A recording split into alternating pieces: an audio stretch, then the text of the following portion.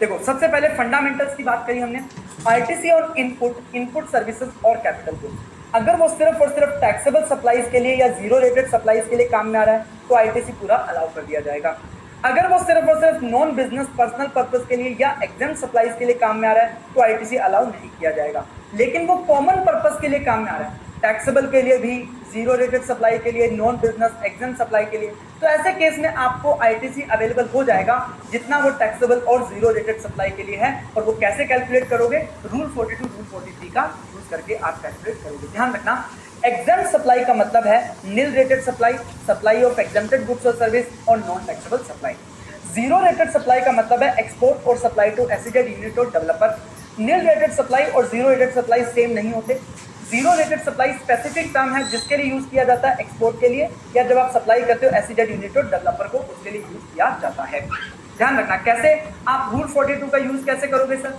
Rule 42 बताता है कि भाई आईटीसी जो आपने इनपुट और इनपुट सर्विसेज पे पे किया है उसको कैसे अपोर्शन करना है। ये आपका मंथली प्रोसेस है, हर मंथ आपको ये प्रोसेस करना पड़ेगा। तो उसमें आप देखोगे सबसे पहले उस मंथ में आपने कितना इनपुट टैक्स पे किया है ऑन इनपुट और इनपुट सर्विसेज, वो सबसे पहले आप क्या करोगे, कैलकुलेट करोगे टी नाम से। उसके बाद उसमें से हटाओगे, क्या हटाओगे सर? इनपुट टैक्स जो आपने पे किया है on inputs and input services, जो कि पूरे से पूरे किसके काम में आ रहे हैं, नॉन बिजनेस या पर्सनल पर्पस के लिए काम में आ रहे हैं, दैट इज T1, वो आप उसमें से हटा दोगे। तो मतलब टोटल इनपुट टैक्स जो इनपुट और इनपुट सर्विसेज पे आप पे कर रहे हो उसमें से आप हटा दोगे जो इनपुट और इनपुट सर्विसेज पे किया है, जो एक्सक्लूसिवली नॉन बिजनेस या पर्सनल पर्पस के लिए काम आ रहा है, वो आप हटा दोगे। उसके बाद आप इनपुट टैक्स हटाओगे और इनपुट एंड इनपुट सर्विसेज जो सिर्फ और सिर्फ एग्जाम सप्लाईज के लिए काम में आ रहा है वो भी आप यहाँ पे हटा दोगे। उसके बाद जो ब्लॉक क्रेडिट है अंडर सेक्शन 17 सबसेक्शन 5 वो भी आप यहाँ पे क्या कर दोगे, हटा दोगे। उसके बाद आपके पास क्या बचेगा सर? C1 बचेगा जो आपको क्रेडिट करना है इलेक्ट्रॉनिक क्रेडिट लेजर के अंदर। तो जब आपसे पूछे कि कितना अमाउंट क्रेडिट होगा तो आपको ये अमाउंट निकालना पड़ेगा।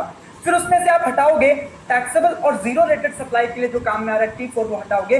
उसके बाद जो बचेगा C2 वो आपका कॉमन क्रेडिट कहलाएगा। अब इस कॉमन क्रेडिट को आपको बाइफिकेट करना है सर, कितना कॉमन क्रेडिट एग्जाम सप्लाई के लिए है उसे हम D1 कहेंगे और उसे लेस करेंगे, और जो कॉमन क्रेडिट जो नॉन बिजनेस पर्पस के लिए है उसे हम D2 कहेंगे। वो कैसे निकलेगा? 5%। ये सारे आपको क्या करने पड़ेंगे, ऑलरेडी हमने पूरा क्रेडिट ले लिया है तो इसको रिवर्स करना पड़ेगा। कैसे करोगे sir? D1 is equal to C2 जो कॉमन क्रेडिट है into exempt supply divided by total turnover. Exempt supply कैसे कैलकुलेट करोगे? नील रेटेड सप्लाई होगी, एग्जाम नॉन टैक्सेबल सप्लाईज आएंगी। आउटवर्ड सप्लाई अगर आपने की है जिसके ऊपर रिवर्स चार्ज मैकेनिज्म लग रहा है तो वो भी आपका एग्जाम सप्लाई कहलाएगा। ध्यान रखना, किसी भी क्वेश्चन के अंदर अगर आपको ये दिया हुआ है, ध्यान से सुन लेना, इस बात को बहुत ही ध्यान से सुन लेना, आपके बहुत सारे क्वेश्चन इससे सॉल्व हो जाएंगे। ये सबसे बड़ी प्रॉब्लम है जो आपके बड़े क्वेश्चन सॉल्व करने में। सर अगर आपको किसी भी क्वेश्चन में आपको कोई ऐसी सप्लाई दिखती है जिसके ऊपर आप टैक्स पे कर रहे हो, जिसके ऊपर सामने वाला टैक्स पे कर रहा है रिवर्स चार्ज मैकेनिज्म में, सप्लाई आपने किया है लेकिन टैक्स पे कर रहा है सामने वाला, तो ऐसे केस में उसे एग्जाम सप्लाई मानना है और फिर आपको रूल 42 का यूज करके वहां पे रिवर्सल करना पड़ेगा। उस क्वेश्चन में रूल 42 लगाना पड़ेगा। अगर आपने सिर्फ रिवर्स चार्ज मैकेनिज्म की सप्लाई सिर्फ लिया है, आपने किसी से परचेज किया तो बात नहीं हो रही। अगर आपने आउटवर्ड सप्लाई किया है अंडर आरसीएम तो बस रूल 42 लगाना पड़ेगा। ध्यान रख लेना, ये इनमें से अगर कोई भी सप्लाई आपको क्वेश्चन में दिखती है, इनमें से कोई भी सप्लाई अगर आपको क्वेश्चन में दिखती है तो आपको रूल 42 अप्लाई करना पड़ेगा। Sale of land and building अगर आप करते हो, लैंड हमेशा शेड्यूल 3 में आता है, बिल्डिंग अगर आपको पैसा मिला है ऑक्यूपेशन, फर्स्ट ऑक्यूपेशन और completion certificate whichever is earlier से पहले, तो ऐसे केस में आपको उसे भी एग्जाम सप्लाई मानना है और उसका स्टैम्प ड्यूटी वैल्यू आपका एग्जाम सप्लाई माना जाएगा। सेल ऑफ गुड्स करते हो कस्टम वेयर हाउस में, शेड्यूल 3 का पार्ट है, नॉर्मली एग्जाम सप्लाई नहीं होता लेकिन उसे भी माना जाएगा ड्यूटी फ्री शॉप वैल्यू के इक्विवेलेंट। सेल ऑफ सिक्योरिटीज करते हो तो उनका सेल वैल्यू का 1% आपको एग्जाम सप्लाई लेना है। Interest on non deposit advance in case of taxpayer for which exam turnover is being calculated is bank, FI और एनपीएस। ध्यान रखना, interest on loan deposit advance तभी इंक्लूड किया जाएगा एग्जाम सप्लाई में अगर जिस टैक्सपेयर के लिए आप कैलकुलेट करो, मान लो एक बैंक है, बैंक के लिए आप कैलकुलेट करो तो इंक्लूड किया जाएगा। लेकिन अगर आपका टैक्सपेयर बैंक, एफआई, एनबीएफसी के अलावा कोई है जिसके लिए आप ये कैलकुलेट कर रहे हो, तो सर उस केस में interest on loan deposit advance को एग्जेम्प्ट सप्लाई के अंदर इंक्लूड नहीं किया जाएगा।